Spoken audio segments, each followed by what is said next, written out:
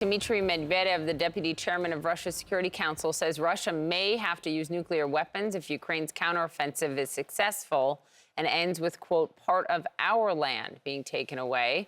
These comments come as the counteroffensive appears to be entering a new, more aggressive phase. For the first time, Ukrainian forces have reached one of Russia's long-stretching dragon teeth, that's what it's called, defensive lines. The concrete anti-tank fortifications are one example of the deeply layered defenses Russia has developed to slow any attempt to take back territory in southern Ukraine. With us now is CNN military analyst, former member of the Joint Staff, the Pentagon, and former deputy director for training at the NSA, retired Colonel Cedric Leighton. Colonel Leighton, before we get to what we just showed people, what's your reaction to hearing what Dmitry Medvedev said? Well, I think it's very concerning, Poppy, and good morning to you. You know, one of the things that the Russians are looking at is the fact that they officially annexed, all this territory right here that the Russians have occupied. So what that could mean is that when you look at all the different possible paths, if the Ukrainians come in this way and take this territory, the threat from Medvedev is that they would potentially use tactical nuclear weapons. That, of course, would be a game changer in a case like this. Colonel Leighton, can you walk people through, Dragon's Teeth? It sounds like a buzzy type of title, but I think when you go into what that actually means, it underscores why this is such a slog, why this is such a complex moment in the counteroffensive. What does that actually mean?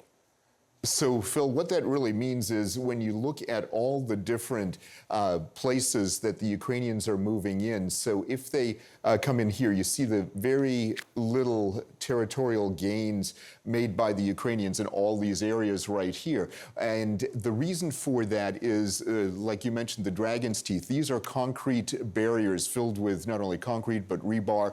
And what they do is they actually, are barriers. And as you can see here, you see the right in front of us, you see the Dragon's Teeth, and as the infantry fighting vehicle is moving forward, it is actually trying to get into a trench, and it's moving through that trench. It's an extremely vulnerable point right here. But think of this, hundreds of miles of this kind of stuff.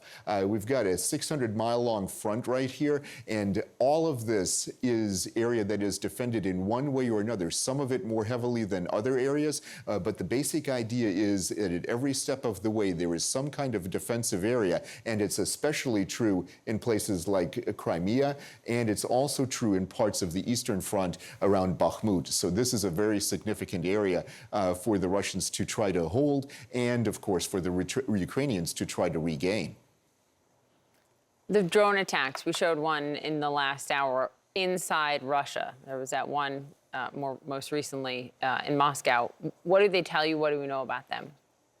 So these are very important, Poppy. You look at two different areas. Really close to the Ukrainian border, you have the town of Taganrog, which was attacked by a drone. Not a big surprise. It's very close to the Ukrainian border. But Moscow, right, that is about 800 kilometers away from the Ukrainian border, so a bit over almost 500 miles. The Ukrainian drones that are probably being used are something like this. This is a UJ-22 model attack drone built by the Ukrainians. They are able to use this. It has the range to go from Ukraine to Moscow, and it has potential payloads of weapons that could potentially cause the damage that we saw at that high rise in Moscow.